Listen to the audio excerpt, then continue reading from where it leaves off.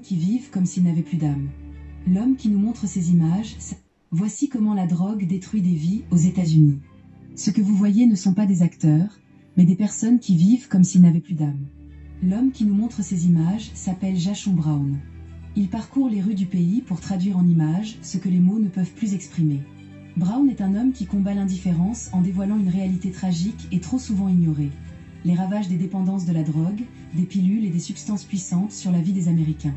Jashon voyage à travers les États-Unis, des grandes avenues aux ruelles étroites, des parkings aux trottoirs abandonnés, pour donner la parole à ceux que le système oublie. Il filme des silhouettes errantes, droguées, éteintes, comme des zombies vivants. Ces personnes, souvent sans domicile, ont perdu la lumière dans les yeux. On les voit parfois assis, immobiles, l'âme évaporée, comme s'ils avaient cessé d'exister. Il ne filme pas seulement des corps, il capture des âmes. Des hommes et des femmes qui avaient autrefois une famille, un métier, une vie ordinaire. Certains racontent qu'ils travaillaient dans la construction, d'autres qu'ils avaient des rêves d'études ou de carrière. Mais un accident, une perte, une mauvaise rencontre avec un comprimé ou une seringue, et tout a basculé. Leur présent n'est plus qu'un combat pour la prochaine dose, leur futur une ombre fragile qu'ils n'osent même plus imaginer. Quand la drogue fait défaut, certains sombrent dans l'immobilité, comme figés hors du temps. D'autres vivent dans une folie explosive, criant, riant ou pleurant dans le vide. Plusieurs dorment sur les trottoirs, sales, l'épiderme livide, parfois nus de dignité. Pour d'autres encore, le système a volé l'esprit, incapable de se rappeler, de parler, d'espérer. Et lorsqu'ils parviennent à articuler quelques mots, ils confient à Jashon comment la dépendance les a détruits. Mariage brisé, famille fuyante, enfants perdus, vie réduite à l'ombre d'elle-même. Dans ces vidéos, on croise des femmes enceintes, fragiles et déjà prisonnières d'une substance qu'elles ne peuvent abandonner malgré la vie qu'elles portent. On croise des personnes âgées, courbées, dont la vieillesse s'est confondue avec l'addiction. On croise des handicapés en fauteuil roulant, incapables de fuir cette spirale qui les enferme encore plus. Et partout, toutes les couleurs de peau, toutes les origines. La drogue ne fait pas de distinction. Elle ronge les murs invisibles de la société et uniformise dans la douleur. Ce qui bouleverse le plus, ce sont ces instants d'humanité brute. Une main tendue entre deux toxicomanes, un sourire furtif au milieu de la misère, une confession d'espoir. Certains supplient, aide-moi à m'en sortir. Je veux revoir mes enfants. D'autres avouent avoir essayé 10 fois, 20 fois, mais la rue les a repris, comme un piège qui se referme toujours. Et pourtant, malgré cette obscurité, une vérité glaçante résonne dans les témoignages. Certains préfèrent la prison à la rue. Derrière les barreaux, disent-ils, ils sont au moins protégés de la violence, des vols, des overdoses qui rôdent à chaque coin de rue. Voilà le paradoxe terrible d'une société qui laisse ses plus fragiles choisir l'enfermement comme refuge. La police, quant à elle, ne peut presque rien. Elle disperse parfois, arrête parfois, mais le problème ne disparaît jamais. Comme une vague, il revient, encore plus fort. Car la dépendance n'est pas seulement une question de loi, c'est une question de douleur, de manque, de vide intérieur que rien ne comble, sinon une nouvelle dose. Et Jashon Brown, par son travail, met tout cela en lumière. Ces vidéos ne sont pas là pour humilier, mais pour réveiller. Pour dire, regardez, voyez ce que nous cachons, voyez ce que nous préférons ignorer. Ce côté sombre de l'Amérique, celui qu'aucune publicité, aucun film, aucun rêve n'ose montrer.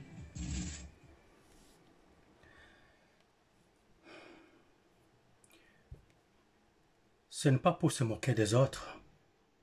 Ce n'est pas pour en rire. Ce n'est pas parce que ça se passe aux États-Unis, la plus grande puissance du monde, le pays le plus riche au monde, que l'humanité n'ait jamais connu.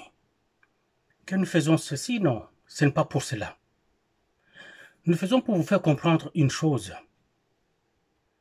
Ce pays, les États-Unis, et ça, c'est une image qui est filmée dans un seul coin du pays, aux États-Unis. Si vous allez partout en Californie, dans Los Angeles, vous allez trouver ces choses-là.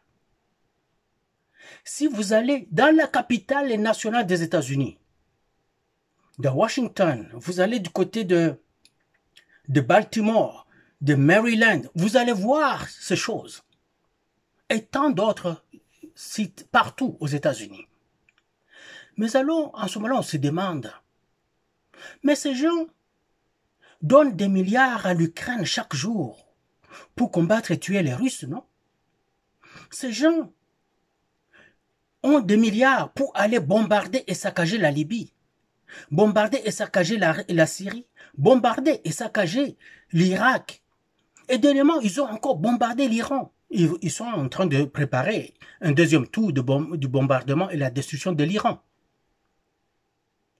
Ils ont tout mis dans la guerre qui est en train de décimer l'Ukraine. Car leur but, c'est d'utiliser le sang ukrainien contre les Russes. Ce qu'ils veulent, c'est de faire de la Russie ce qu'ils ont fait de la RDC. Ils ont utilisé le Rwanda. Ils ont tout donné au Rwanda. Ils ont même mis un citoyen rwandais au pouvoir en RDC. Ce citoyen rwandais-là a régné 18 ans durant, 20 ans même, si on considère les années où il était avec d'autres personnes au pouvoir. Et pendant ce temps, 18 millions de Congolais, rabaissons ça à 15 millions. 15 millions de Congolais sont morts, de toutes morts, mais toutes atroces. Et pendant ce temps, ces États-Unis n'ont pas dit un mot. La France, l'Angleterre, l'Italie, je ne sais pas, l'Allemagne, la Russie, la Chine, un pays, pas un seul. Descendons en Afrique. L'Angola, la République centrafricaine, la République sud-africaine, le Zimbabwe et tant d'autres, le Maroc, l'Égypte, la Tunisie, personne n'a dit un mot.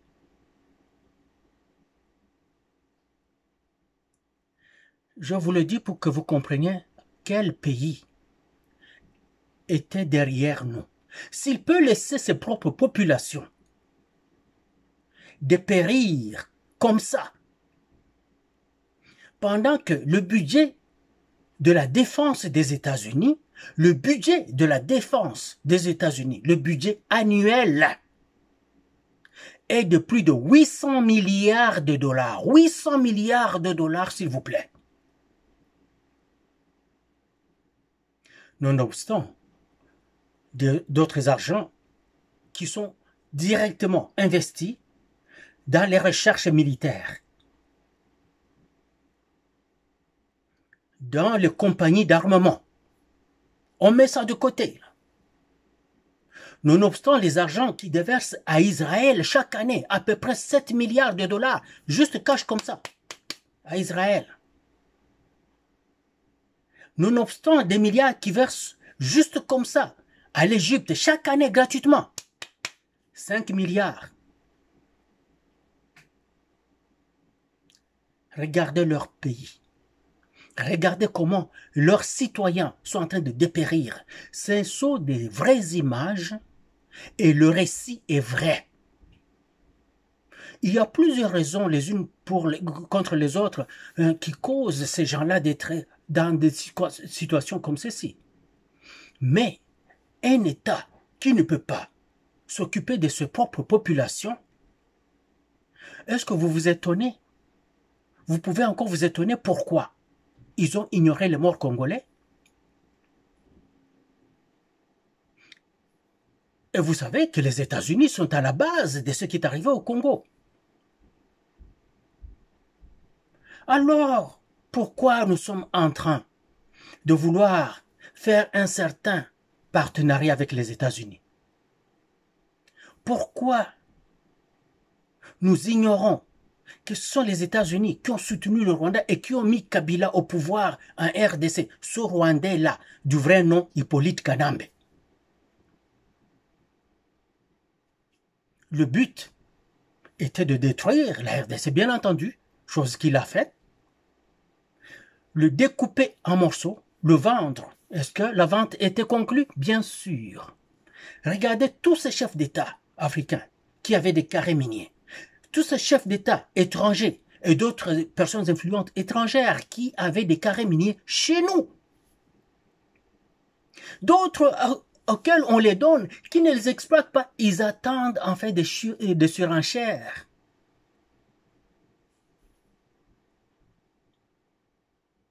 Tout ceci. Alors pourquoi nous? on va encore auprès d'eux? Pourquoi on n'est pas allé auprès de la Russie, de la Chine, tout ça, pour demander ce partenariat? Je vais d'abord écarter les raisons pour la Chine et la Russie. C'est simple. Ces deux pays-là ne se sont jamais jetés dans l'arène, ils ne se sont jamais jetés à la poursuite de vouloir ce partenariat-là avec nous. Parce que s'ils l'avaient voulu, et si c'était important pour eux, ils se seraient investis. Parce qu'il n'y a pas un seul pays qui ne voudrait pas avoir la RDC.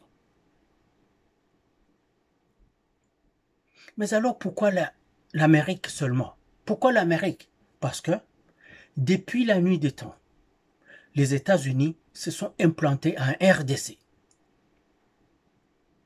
pour prendre le pays. Depuis plusieurs années, plusieurs décennies déjà, depuis 30 ans déjà,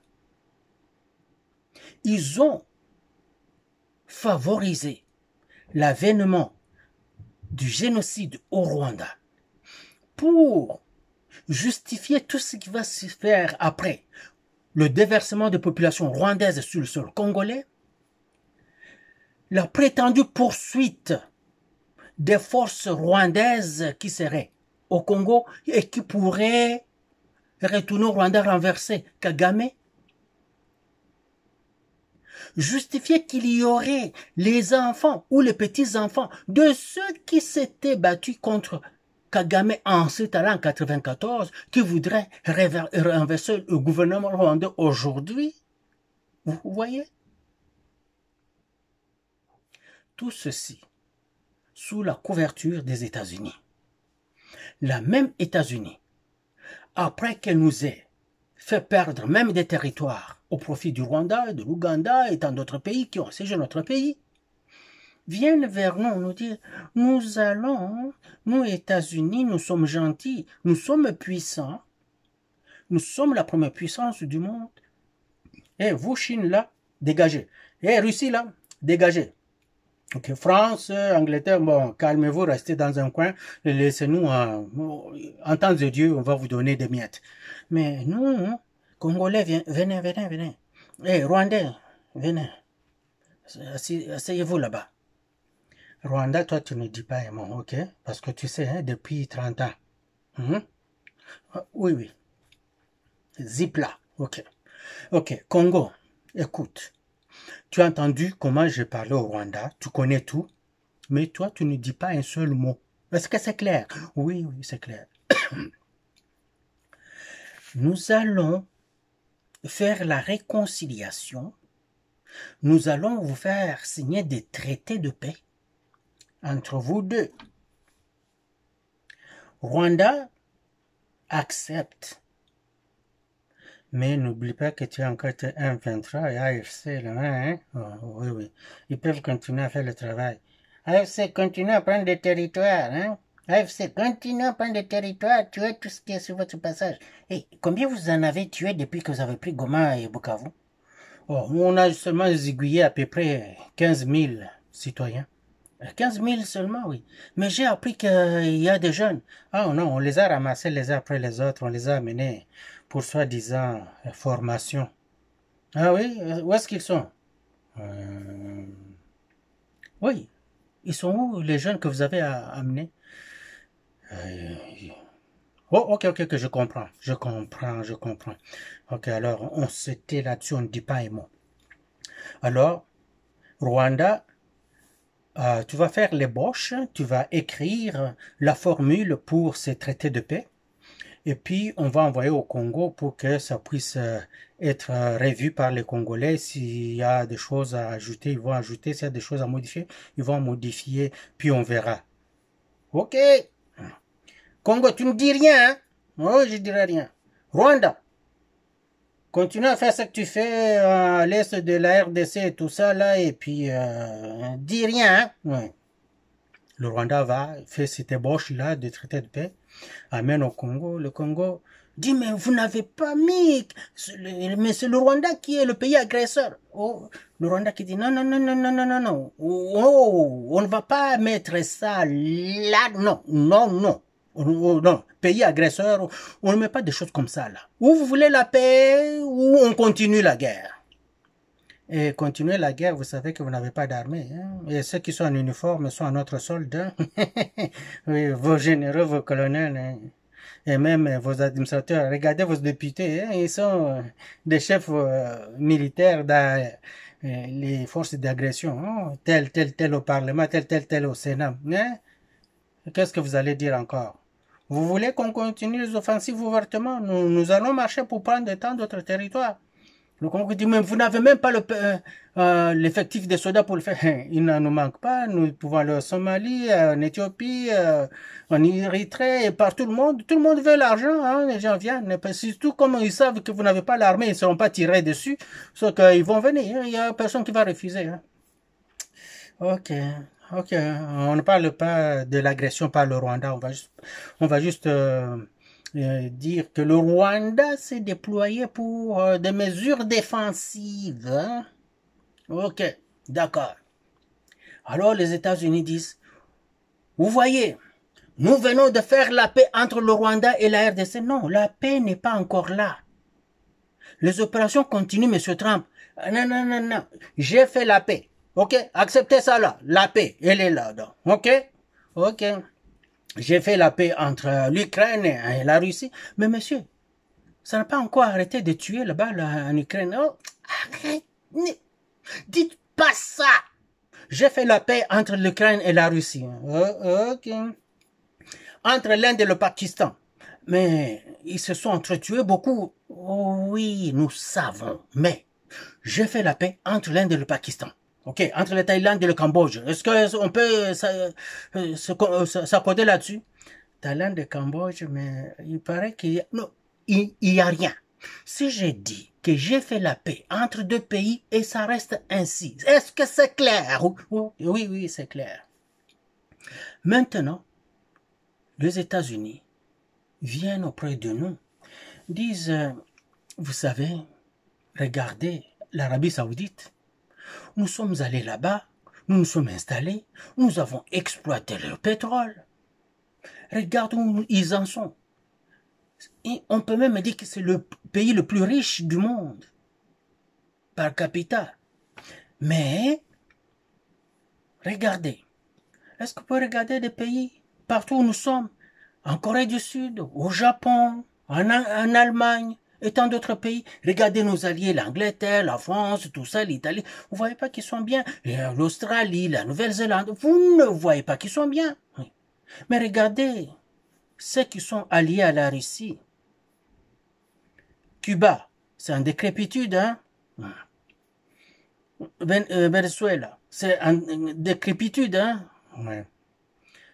L'Iran, ils sont pas mieux, d'ailleurs, ils viennent de manger un bon coup, hein. Et nous préparons le deuxième round pour eux. Hein. Ah oui, oui, j'ai vu. Est-ce que vous avez moi à dire là? Non, on ne dit rien. Ok, c'est bon. Vous n'avez rien vu, rien entendu et vous ne direz rien. C'est clair? Oui, c'est clair. Ok. Quel autre pays vous voulez? Regardez tous les pays qui sont autour de la Russie. Ils sont en train de fuir la Russie. Les gens disent, non, ils ne fuient pas la Russie. Vous êtes en train de les contraindre à ne pas transiger avec la Russie, à ne pas faire du commerce avec la Russie. Vous leur exigez, vous leur demandez de ne pas importer du pétrole et des produits gaziers de la Russie. Regarde, ok. Peu importe ce que vous savez que nous faisons, présumez et dites que nous ne faisons rien, que tout cela arrive parce que ce sont des amis à la Russie. Est-ce que c'est clair? Oh, oui, c'est clair. Ok. Ukraine continue à dire que c'est toi qui es au combat avec la Russie. Ok? L'Ukraine dit, mais oui, mais je n'ai plus de jeunes Ukrainiens, tous sont partis à la guerre, sont morts, d'autres blessés, tout ça. Égal, là. S'il t'en reste encore un ou deux qui sont en mesure de se battre, tu les envoies. Mais est-ce que vous n'allez pas venir, vous? Nous nous battons déjà, non? Nous nous battons là-bas. Si vous n'aviez pas des images satellites qui vous montrent des positions, les déplacements des troupes russes, comment vous alliez en tuer des Russes? Ah, ok, oui, oui, c'est vrai. Non?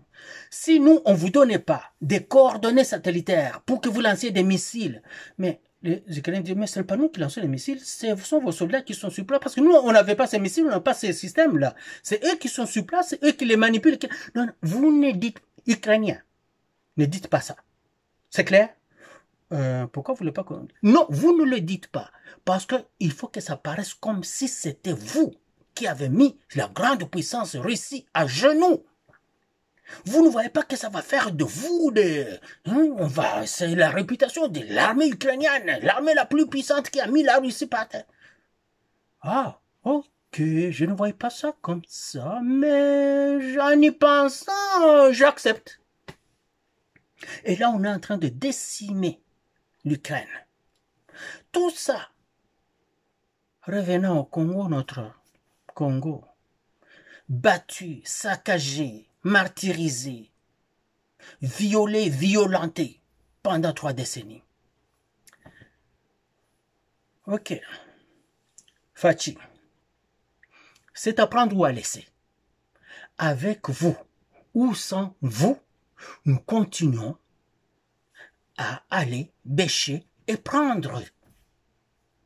Avec vous ou sans vous, nous continuons à tuer à volonté.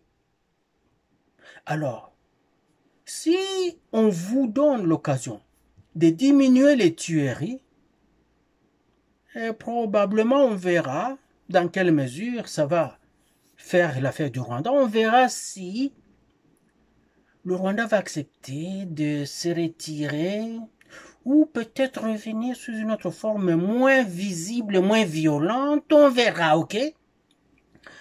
Mais moi, je veux que la guerre arrête. Fachi, peut-être ce n'est pas très clair. Avec ou sans toi, ça va continuer. Mais alors, moi, j'ai dit à mon peuple que je vais arrêter cette guerre. Mais s'il vous plaît, ayez pitié un peu là. Ayez pitié. Comprenez, nous avons tellement souffert. Ok, d'accord.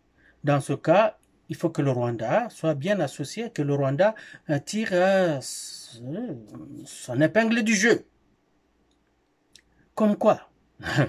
Vous savez, le Rwanda avait déjà construit des usines d'or, d'autres, tout ça. Rwanda Air travaillait bien, tout ça. Et tout ça, à cause de vous, ça risque de faire des problèmes au Rwanda. Fachi dit, mais j'avais proposé au Rwanda qu'on fasse... Ah, ok. Rwanda, ok, on va retourner à cette formule-là que Fachi t'avait proposée. C'est ok? Ok, donc moi, je n'aurai plus Rwanda. 30 ans, on t'a laissé tout faire, ok? Oui. Maintenant, tu vas continuer à tout faire, mais avec un dosage, hein, que nous allons contrôler, parce que nous voulons quand même que les gens voient que cette super puissance n'est pas quand même ce rouleau compresseur qui écrase tout quand même. On nous a tellement pointé au doigt, tout ça aussi. Hein, les États-Unis ont été avec toi, ça fait 30 ans, tout ça, et l'Europe, il faut un moment là. Il faut que... Est-ce que c'est correct pour toi, Rwanda? Oh, ok, d'accord. Nous sommes là.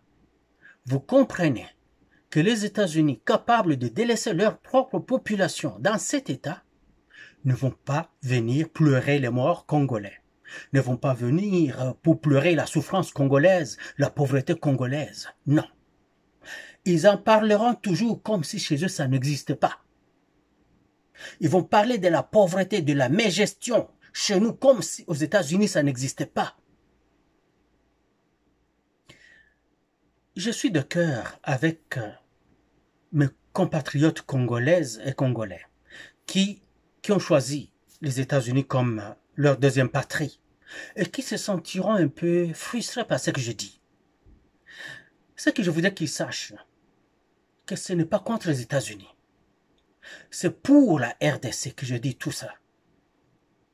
La RDC qui est leur terre nourricière, leur terre mère. C'est notre terre à nous. C'est là qu'on a enterré vos nombrils, vos cordons ombilicaux. Tout se retrouve là-bas. C'est le seul pays où on ne va pas vous pointer au doigt, vous dire retournez chez vous, ou vous venez d'où. Vous êtes au Congo, que vous avez de la misère, que vous soyez en conflit avec un voisin ou quoi, il va juste vous insulter parce que vous n'avez pas des cheveux sur la tête, vous êtes chauve, ou il va vous dire ah Bino tu as Est Kuna, mais c'est toujours au Congo. C'est chez vous. Vous ne vous sentirez pas comme il fallait faire les valises et partir. C'est pour ça que je parle de ces choses. Ne vous étonnez pas de voir les États-Unis en train de nous tirer dans la boue avec cette affaire de signature avec le Rwanda. D'échéance en échéance, d'échéance en échéance. Dans l'entretemps, on renfloue les armes au Rwanda, on renfloue, on équipe, on entraîne le Rwanda. Le Rwanda continue à nous mener la vie dure. On corrompt les généraux. Ça fait tellement mal. Autant c'est dégoûtant, autant c'est fatigant, autant c'est déplaisant, c'est décourageant. Mais on n'a pas de choix que de continuer la lutte. Dans l'espoir que peut-être, si on continue à avoir des dirigeants qui s'accrochent à la bataille, comme celui que nous avons en RDC aujourd'hui,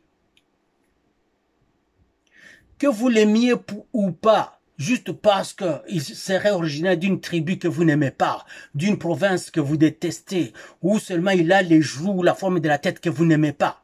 D'ailleurs, moi, vous n'aimez pas ma tête, vous n'arrêtez pas de m'insulter sur mon apparence physique, et pourtant, je l'ai des très beaux. D'ailleurs, vous, jeune c'est quoi? Allez regarder mes photos de jeunesse, mais vous allez vous en lécher les doigts. Quand on est jeune, on est beau. Hein? Quand on prend de l'âge, on devient moins beau. Mais transposer cette beauté que vous voyez là, à quelques décennies en arrière, mais j'étais comme si Dieu m'avait fabriqué avec ses propres mains. Hein? Ok, oui. Moi, je faisais malheur dans l'armée. Hein? Dans l'armée canadienne, mes collègues femmes, me voulaient toutes et enviaient celle qui était dans ma vie. Vous comprenez? Ah oui, très entraîné que j'étais, en forme de chien, agile comme un tigre, puissant comme un tigre. Ouh! J'en bave moi-même, mais la roue tourne, elle continue. On ne tourne pas en arrière. Les blessures embarquent. On ne peut plus s'entraîner, on ne peut plus faire cela. On prend du poids, le corps s'affaisse, hein? La fermeté diminue. Et que oui, maintenant vous avez cette affaire que vous avez devant vous. Mais ça vient de loin. Et que oui. Vous voyez ce que vous voyez là? Il y a seulement une décennie de ça. C'était quelque chose. C'était quelque chose. Si nous avons ce président-là, même si vous avez des raisons subjectives, pas objectives, parce que vous n'allez pas lui reprocher de construire des camps militaires pour les soldats, de construire des résidences pour les officiers, de construire des hôpitaux. Vous n'allez pas lui reprocher de construire des aéroports, de construire des routes, des autoroutes. Vous n'allez pas lui reprocher de remettre l'appareil naval ou l'armée sur le pied, commencer à recruter des jeunes soldats, refaire l'armée. Vous n'allez pas lui reprocher tout ça. Alors, quand on regarde tout ce qu'il fait pour le bien du pays et la bataille qu'il mène aujourd'hui, et les revers qu'il est en train de subir, juste parce que le pays était vendu et le pays regorge encore des cafards, des crocodiles et des méchants parmi nous.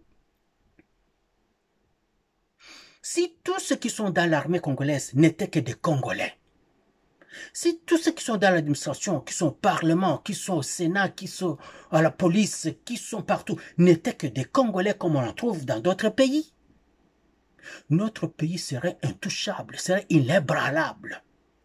Mais on l'a infecté, on l'a infiltré, on l'a fragilisé de l'intérieur depuis plusieurs décennies déjà.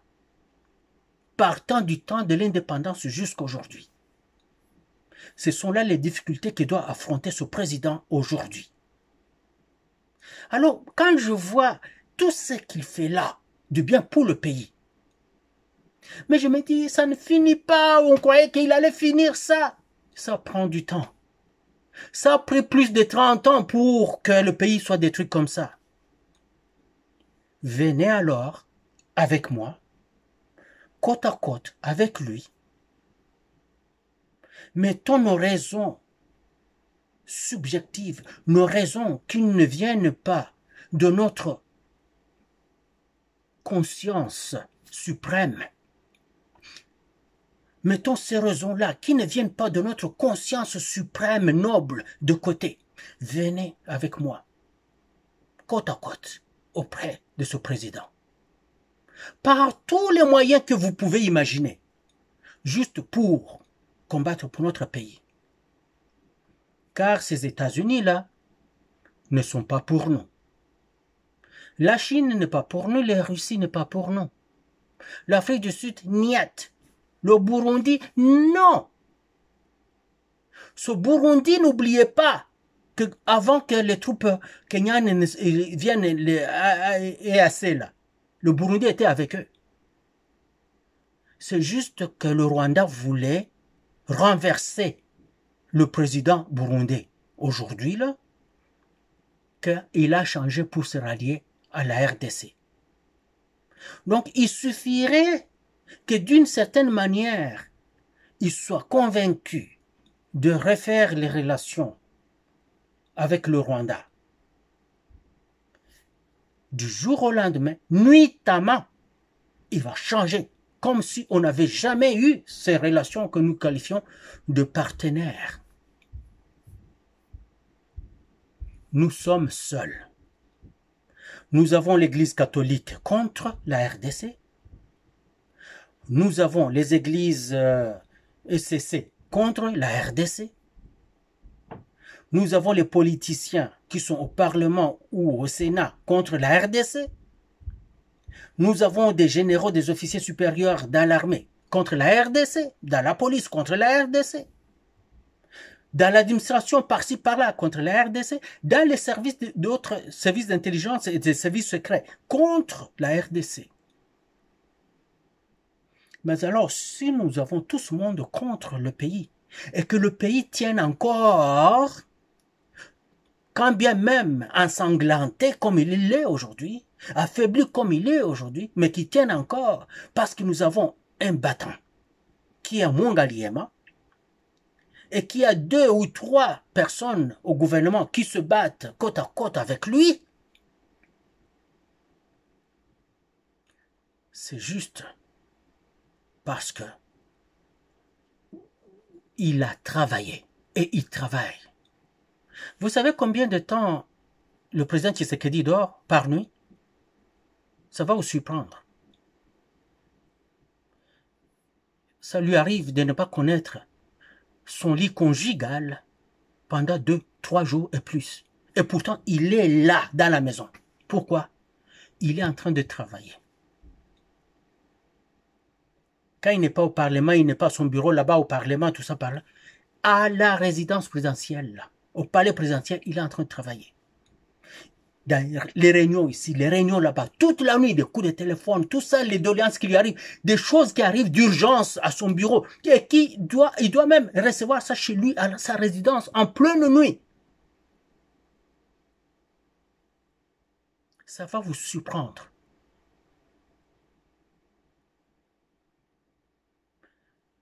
Quelquefois, nous pensons que, Azoko Kanaete, hey! Si vous saviez seulement, vous alliez dire, wow, bravo, Osamu Bali Yampiko. Si seulement vous saviez, vous alliez dire, wow.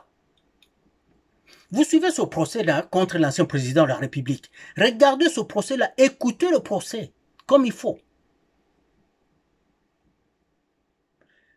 Si Kabila avait voulu, quand bien même il soit venu de l'étranger, quand bien même il ait fait toutes les bêtises dont on lui reproche aujourd'hui, si quand il a quitté le pouvoir, il s'est dit, ce peuple m'a tout donné, je lui donne le reste, moi aussi, de ma vie. Je suis encore jeune, je me dédie pour ce pays comme devrait le faire un ancien président. Je vous assure qu'on n'en serait pas là. Et je vous assure qu'il allait mourir au Congo vieux. Maintenant, il va aller mourir ailleurs, pas au Congo. Oui, il a des milliards. Et un seul milliard lui suffit pour continuer à faire ce qu'il fait à l'est de notre Congo. Mais l'argent ne suffit pas. Le peuple a tellement souffert qu'il peut encore souffrir un peu. Et le peuple congolais va finir par gagner parce qu'il a maintenant un général des généraux. Félix Antoine Tshisekedi. Je ne fais pas le culte de l'homme. Je fais le culte de la fonction et du travail qu'il est en train de faire. C'est à cause de tout ça, malgré que je peux dire non, pourquoi il ne fait pas ça, pourquoi il ne fait pas ça, si j'étais là, moi je ferais ceci, si j'étais là, je ferais ceci, ouais. Facile à parler, facile à dire qu'à faire. Moi, regardez, nous pointons, hein. Ouais. Mais quand nous regardons la conspiration contre notre pays, les traîtres à l'intérieur du pays, et là nous comprenons ce qui s'est passé. Et nous comprenons encore mieux comment nous sommes en train de nous en sortir. Et c'est en ce moment-là que je dis encore, vive la RDC et vive le président Tshisekedi. Hurrah!